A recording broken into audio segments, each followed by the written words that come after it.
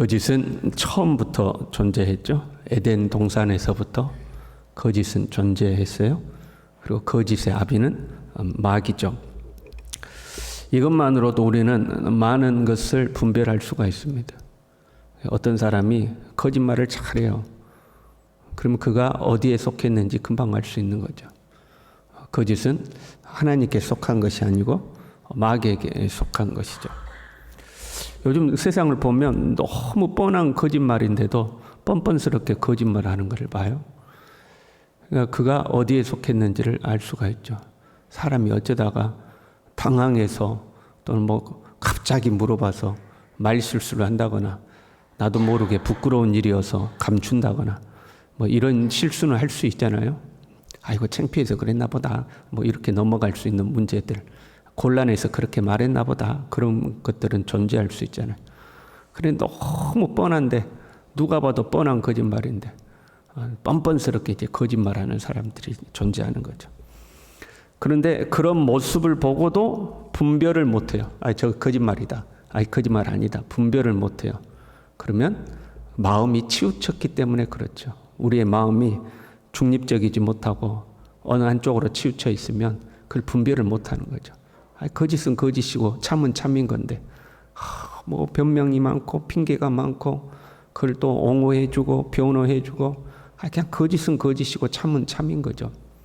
그리고 사랑할 사람은 사랑하고 용서할 사람은 용서하는 거지. 거짓이 많아요. 세상은 그렇다고 쳐요. 교회 안에도 거짓이 들어오죠. 가짜가 많은 거예요. 가짜가. 그것을 가라지다, 쭉정이다, 염소다, 성경은 그렇게 표현하는 거죠. 교회 내에도 가짜들이 있는 거죠. 겉으로 보기에는 비슷한데 실상은 가짜인 거죠. 이렇게 섞여 있는 가짜가 있는가 하면 그 가짜가 뛰쳐나간 경우가 있죠. 자신이 뛰쳐나가서 내가 진짜고 너희가 가짜다 하고 이제 외치는 사람들이 있어요. 그걸 우리는 이단이라고 하죠. 18절에요. 아이들아, 지금은 마지막 때다. 지금 앞에 아비들에게, 청년들에게, 아이들에게, 그리고 또 아비들에게, 청년들에게 이렇게 권면했잖아요. 그리고 본문은 아이들아 하고 권면을 해요. 아이들아, 지금은 마지막 때다. 이단들에게 대해서 말씀하고 있죠. 그런데 아이들아 하고 권면하시는 것은 아이들의 장점은 순수하다고 그랬죠. 하나님의 나라를 어린 아이처럼 받든다고 그랬잖아요. 반면에 약점이 존재하죠. 분별이 잘 안 되는 거죠, 아이들은. 그래서 사탕 하나도 5만 원짜리하고 사탕 하나하고도 바꿔버리기도 하고, 절대 모르는 사람 따라가지 마. 그래도 사탕 가지고 가자 저기 너희 아빠가 기다리고 있어 가자 하면 이제 따라가는 게 아이들이잖아요. 그래서 분별이 안 되니까 아이들아 하고 이야기한 거예요. 이단들에 대해서 지금 말씀하고 있어요. 우리 안에 있다가 나간 자들에 대한 것이니까. 그런데 그것을 적 그리스도라고 표현하죠. 적 그리스도가 오리라는 말을 너희가 들은 것과 같이 지금도 많은 적 그리스도가 일어났으니, 여기서 말하는 적 그리스도는 누굴 말해요? 이단들을 이야기하고 있어요. 이 적 그리스도라는 표현은 이 요한만이 사용하는 표현입니다. 요한 1서에 3번, 요한 2서에 1번 이렇게 딱 요한의 서신에만 나타나는 표현이죠. 우리는 적 그리스도 그러면 말세에 등장할 뭔가 하나님의 나라를 대적한 강력한 어떤 세력이나 지도자 이렇게 생각하는데, 요한 서신에서 말하는 적 그리스도란 이단들을 이야기하고 있는 겁니다. 문자적으로 적 그리스도는요, 대항하다라는 단어와 그리스도라는 단어가 붙었어요. 그래서 안티크리스토입니다. 그리스도를 대항하는 것을 말해요. 그렇게 하는 사람들을 우리가 안티크리스찬이라고 부르죠. 우리가 소위 말하는 안티크리스찬이 누구예요? 적 그리스도입니다. 교회를 대적하는 사람들. 지금 요한의 서신에서는 이단들을 이야기하고 있는 거고, 문자적인 의미로만 보자면 교회와 예수 그리스도를 대적하는 자들을 다 적 그리스도라고 부르는 거죠. 안티크리스찬들이 적 그리스도죠. 문자적으로 보면 그러는 거예요. 한 사람이 아니고 복수예요. 지금도 많은 적 그리스도가 일어났으니, 복수예요. 여러 존재들이죠. 예수 그리스도를 대항하는 사람들이 다 안티크리스찬들이잖아요. 복수로 나타나고 있죠. 19절에요. 그들이 우리에게서 나갔으나 교회 안에 있다가 교회 밖으로 나간 사람들이죠. 그걸 우리가 이단이라고 그러죠. 교회 안에 있었는데 나가면서 내가 맞고 네가 틀리다 하고 내가 진리다 하고 나간 사람들이죠. 이 사람들은 이단이죠. 예전에 이제 이런 표현들이 있었어요. 저 사람 나가서 상 차렸대. 이제 상 차렸다. 이제 그런 표현이 있어요. 여러분 무슨 의미인지 아세요? 아무개 권사가 나가서 상 차렸대. 이제 이런 표현이 있거든요. 자기에게서 은사나 신비가 나타나는 거예요. 신비가 나타나고 은사가 나타나는 거예요. 그래서 뭐 애원 기도를 한다거나 뭐 그런 거 있잖아요. 그러면 교회에서는 교회의 질서에 따라서 이제 못하게 하죠. 부작용이 많으니까. 그 교회 안에서 하면 안 된다고 절제하라고 그래요. 그럼 절제가 될까요? 안 될까요? 대부분 절제가 안 됩니다. 절제가 안 돼요. 그리고 어디서 나중에 이제 숨어서 하죠. 숨어서. 그러면 여러분 교회에서 만약에 아무개 권사에게서 그런 은사가 나타났어요. 그럼 막 사람들이 이제 애원기도 받으러 간단 말이죠. 그럼 교회에서 저거 위험성 있으니까 하면 안 됩니다 하고 교회에서 공지를 했어요. 그럼 성도들이 갈까요? 안 갈까요? 여러분 갈 거예요? 안 갈 거예요? 교회에서 이제 저 안 됩니다 그랬는데 그 사람에게서 그런 은사가 나타난단 말이에요. 가요? 안 가요? 이 모양이 간단 말인지 안 간단 말인지 모르겠어요. 이제 신실한 성도들은 안 가죠. 근데 만약에 여러분에게 정말 급한 일이 생겼어. 지금 자식 문제인데 자식이 왼쪽으로 가야 될지 오른쪽으로 가야 될지 선택의 갈림길에 놓여가지고 정말 급한 일이 생겼는데 어떻게 해야 될지를 모르겠어. 그러면 갈까요? 안 갈까요? 슬그머니 간다니까요. 슬그머니 가가지고 권사님 나 기도 한 번만 해줘. 우리 딸 이번에 왼쪽으로 가야 돼 오른쪽으로 가야 돼 하고 물어본. 그 이제 그러다가 그렇게 이제 몰래 하는 거죠. 그러다가 이제 교회에서 적발이 되면 다시 교회에서 다시 이제 책망할 거 아니에요? 하지 말았는데 왜 안 해? 왜 또 쫓아가는 성도들에게 왜 쫓아가냐 하고 이야기하죠. 그러면 결국 그 아무개 권사가 교회를 나갑니다. 나가서 그 일을 어디서 해요? 자기 집에서 이제 합니다. 그러면 기도받기 원하는 사람들이 봉투들 그냥 맨입으로 안 해줘.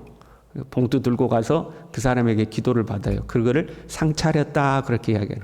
밖에 나가서 상 차렸다. 뭐하고 똑같아요? 무당하고 비슷해지는 거죠. 무당 상 차린 거하고 비슷해져. 교회의 질서를 따르지 않고 나가는 거죠. 우리가 신앙생활을 하다가 이사를 갔어요. 그럼 어쩔 수 없이 교회를 옮기는 거잖아요. 우리 교회 지역 교회 공동체에서 나가서 새로운 이제 공동체를 찾아가는 거잖아요. 그러는 과정 속에서 나에게 내가 신앙생활을 잘할 수 있는 어떤 공동체를 찾는 거 아니에요? 기존의 구성원들과 내가 좀 잘 맞아야 되고 또 각 교회마다 나름대로의 특징이 있으니까 그 특징과도 잘 어울릴 수 있어야 되고 그런 걸 찾다 보니까 이 교회 갔다가 여기는 나하고 잘 안 맞는 것 같아. 그래서 또 더 주님을 더 잘 섬길 수 있는 교회로 옮겨가는 일들은 우리의 삶에 생길 수가 있는 거죠. 그런데 너희는 틀렸어, 내가 맞았어 하고 이제 나가는 경우가 생기는 거예요. 너희가 틀렸어, 내가 맞았어 하고 나가는 거예요. 대부분의 이단들이 이렇게 이제 발생하는 거죠. 너희가 틀렸어, 내가 맞았어 하고 튀쳐나가는 거죠. 19절에요. 그들이 우리에게서 나갔으나 우리에게 속하지 아니하였나니 만일 우리에게 속하였더라면 우리와 함께 거하였으려니와 그들이 나간 것은 다 우리에게 속하지 아니함을 나타내려 함이라. 재미있는 말씀이에요. 결과론적인 말씀인데 그들이 우리에게 나간 것은 우리에게 속하지 않았기 때문이라는 거예요. 여러분 이렇게 같이 교회에 있었는데 그럼 우리에게 속해 있는 거잖아요. 근데 결국에 나갔단 말이에요. 그러면 저 사람이 나간 것은 원래 우리에게 속하지 않았기 때문에 나간 거야. 이런 의미거든요. 재밌는 말씀이죠. 결과가 우리의 본성을 나타낸다는 거예요. 내가 마지막에 주님의 심판대 앞에서 양의 쪽에 서 있는 것은 내가 원래 양에 속했기 때문이라는 거예요. 내가 주님의 심판대에서 염소 쪽에 서 있는 것은 원래 내가 염소에 속했기 때문에 그렇다는 거예요.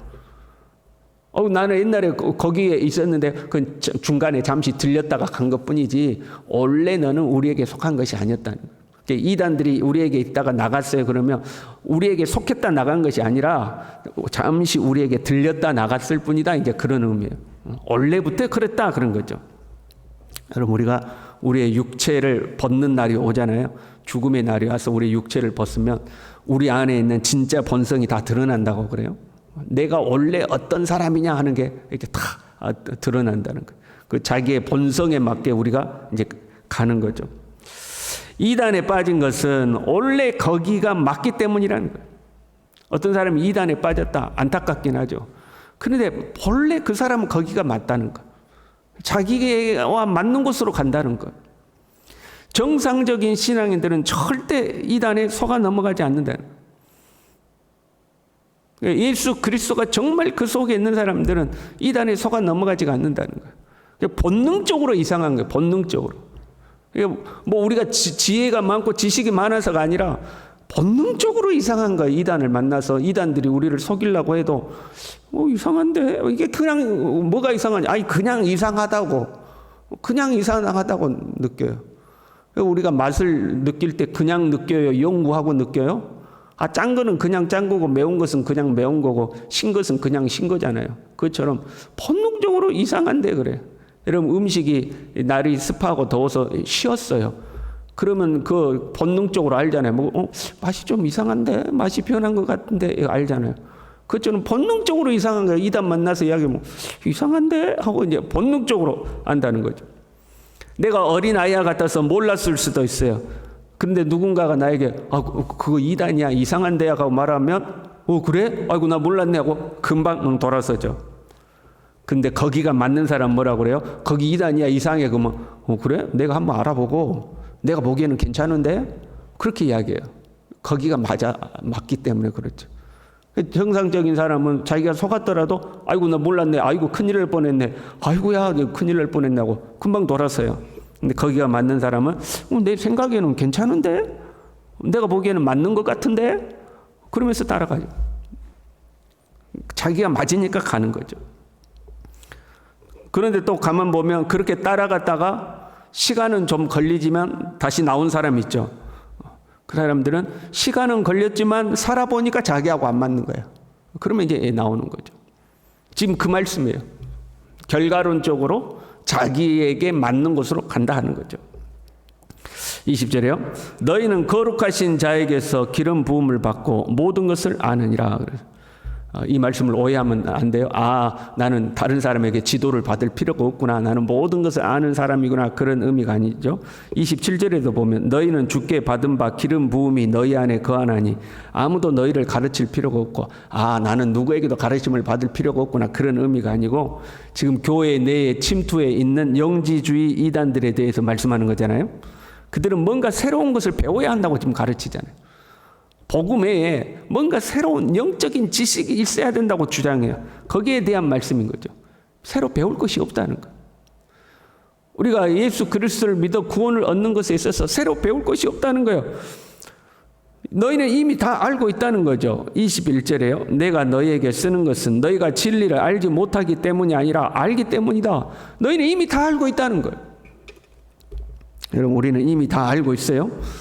오직 예수 그리스도만이 길이요 진리요 생명인 것을 우리는 알죠. 예수님 외에 다른 이름으로는 구원을 받을 수 없다는 것을 우리는 알죠.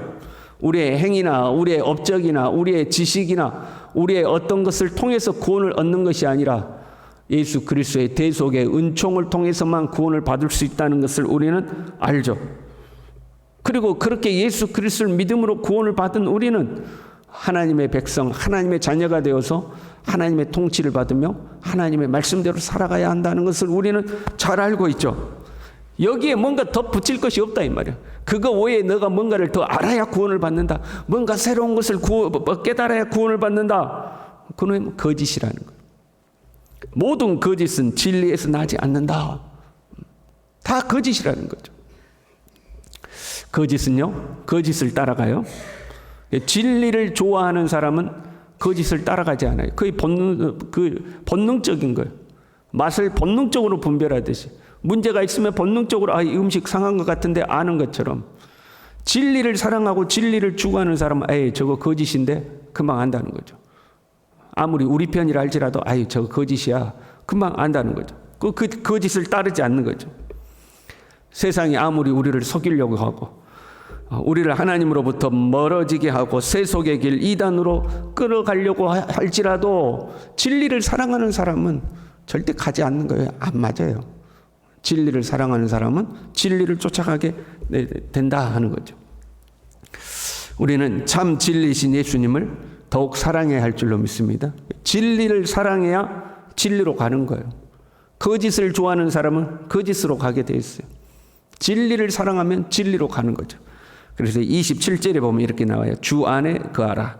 28절에도 그의 안에 거하라 이렇게 돼 있죠. 이걸 풀어서 설명하면 그와 함께 살아가라 그런 말이에요. 주님을 사랑하고 주님과 함께 살아가는 거죠. 주님과 사귀어 사는 거죠. 이 사람은 진리를 사랑할 수밖에 없어요. 진리 가운데 거할 수밖에 없는 거죠. 저와 여러분이 그렇게 살아갈 수 있기를 바랍니다. 기도하겠습니다. 하나님 아버지, 거짓이 난무하는 세상 가운데서 우리로 하여금 속지 않도록 어린아이처럼 속아 넘어가지 않도록 주님 우리를 붙들어 주시고 우리가 주님을 사랑하고 참 진리이신 예수 그리스도를 사랑하여 진리 가운데 거하는 자 되어서 우리가 진리를 따라가는 거짓을 배격하고 진리를 쫓아가는 하나님의 사람들 될 수 있도록 우리 모두를 붙들어 주시옵소서. 예수님의 이름으로 기도 올리옵나이다. 아멘.